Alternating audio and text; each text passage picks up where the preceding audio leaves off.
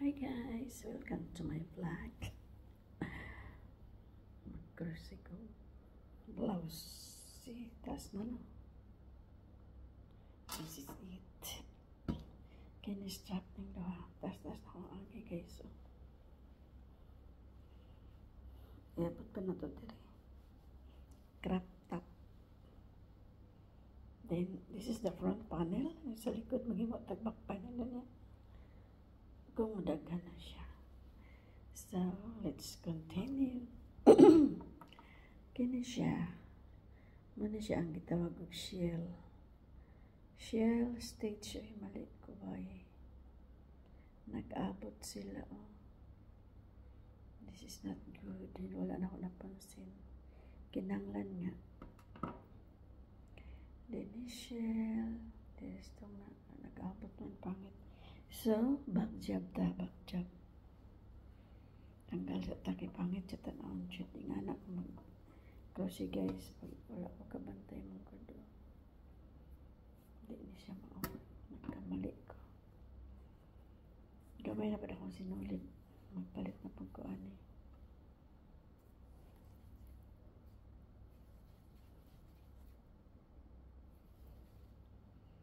Oh, diba? Kulot yan, kulot.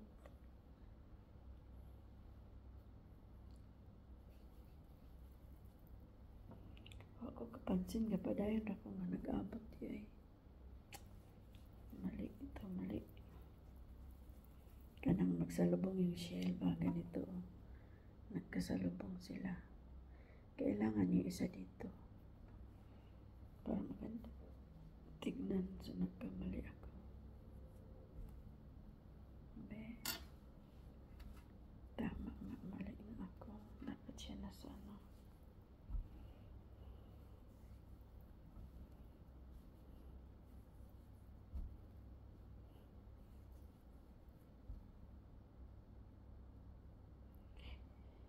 So, ulitin natin mga besh.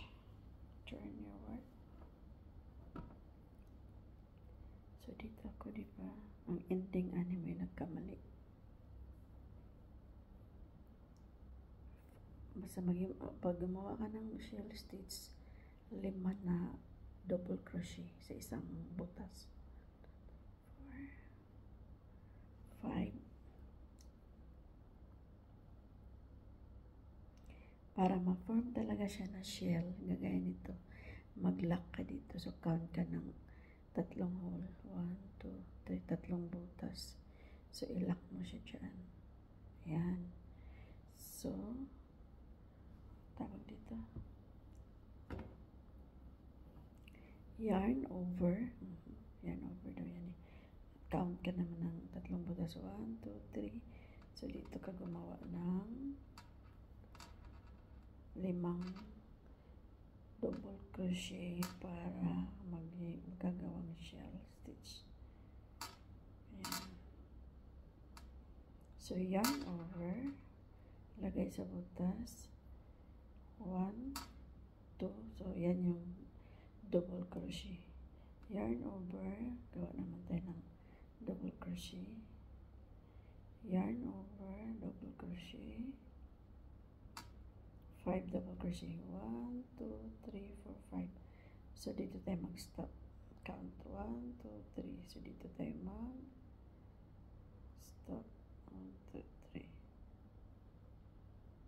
So, tingnan natin bakit kanina ako ay nagkamali. Siguro 3 stitch. 1, 2. I-try ko yung 3 stitch. Kasi kanina nag-ano lang ako eh. Single crochet tapos yung kaya tama.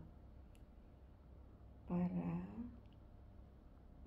hindi sila mag sunod-sunod pa, kailangan dito yung isa. So, gawa tayo dito ng chain 3 tapos gawa tayo ng 2 double crochet. So, 1, 2, 3. Ito yung, dito sa dulo gagawa ka ng chain 3. Ito yung chain 3. Counted na yung chain 3 ng double crochet. So, gagawa tayo ng 2 double crochet. So, naging 3 double crochet na. Tapos, mag-ano ka dito.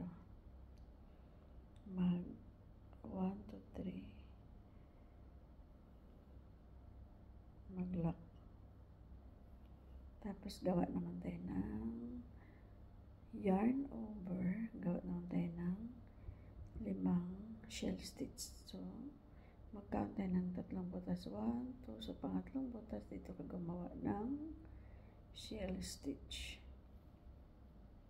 Ayan, yarn over, gawa ng double crochet, yarn over, double crochet, yarn over, double crochet, yarn over, double crochet.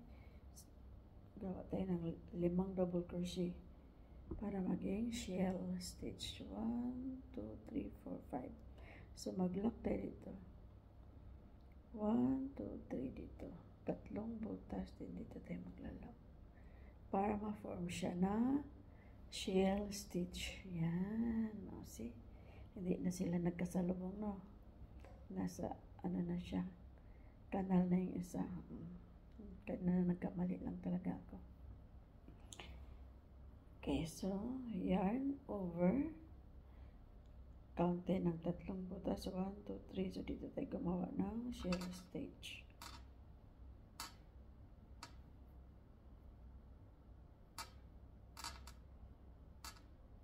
Two, 3,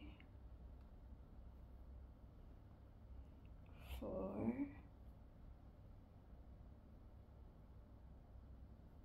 5. 1, 2, 3, 4, 5 double crochet.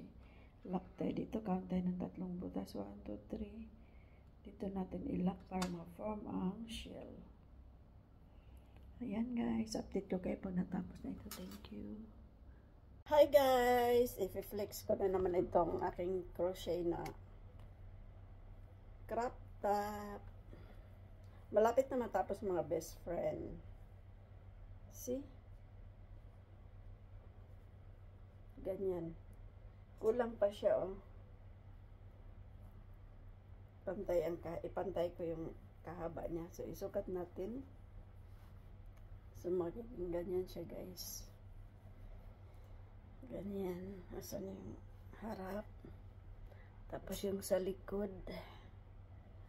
Magiging ganyan. Naka sports bra.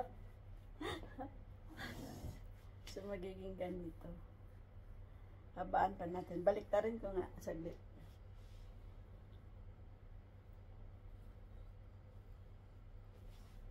So, ito yung na-crochet ko na na mahaba. No? So, may karugtong yan dito. Maiksi pa yung nasa likod, guys. Oh, maiksi pa. Dagdagan ko pa. Paabot ko. I-level ko siya dito. Ah, diba? Blouse. Crop top. Masyado maiksi. Dagdagan ko pa yung nasa likod. Tapos ipagdugtong yung dito sa gilid. O, diba? Nice. Update ko kayo pag natapos ko na. Thank you for watching. Hi guys! Welcome to my vlog. So, naman na ginawa akong crochet nga crop top. Kuda ko kayo bakit lapad ba kay ko. So, ito na nang isumbay niya. Hindi na ito isukulo niya, guys. Sumpayo na nato. Diyan naman una sa kilid.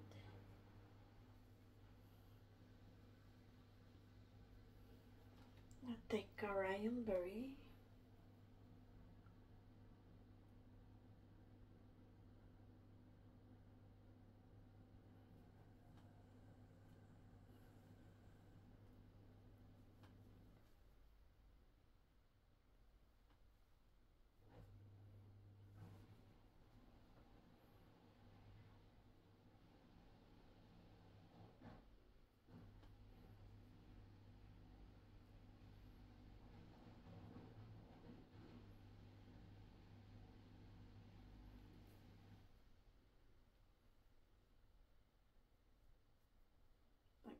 Pang ipito na ito ng mga excess na thread. A running state siya na ako.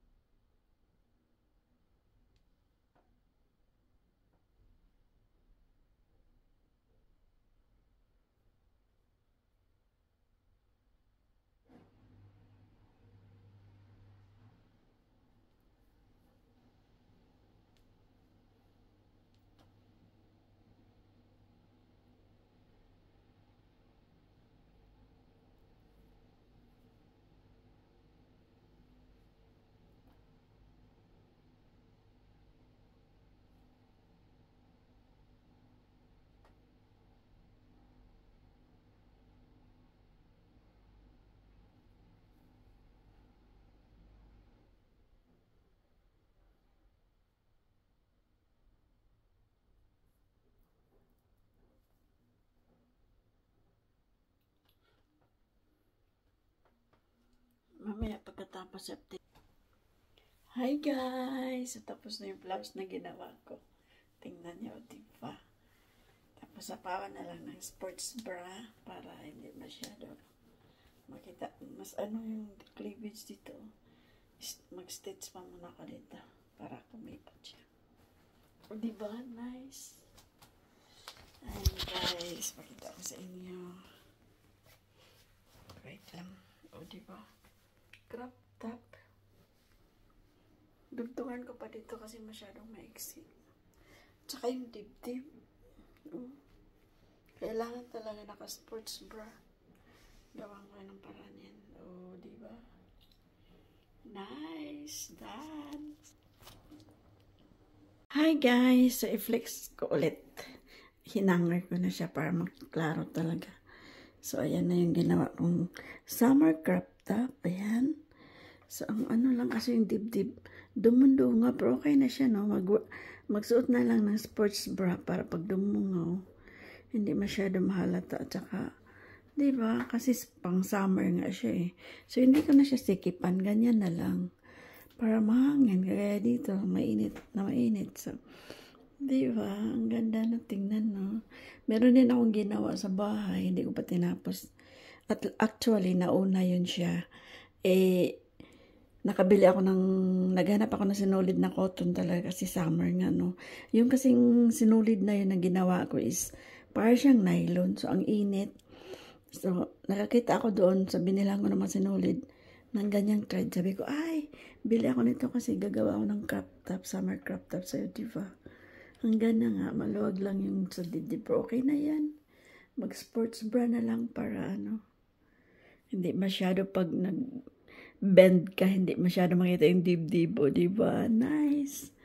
Ay! Nakagawa na ako ng blouse. Gagawa ulit ako ng iba. Thank you for watching. Bye!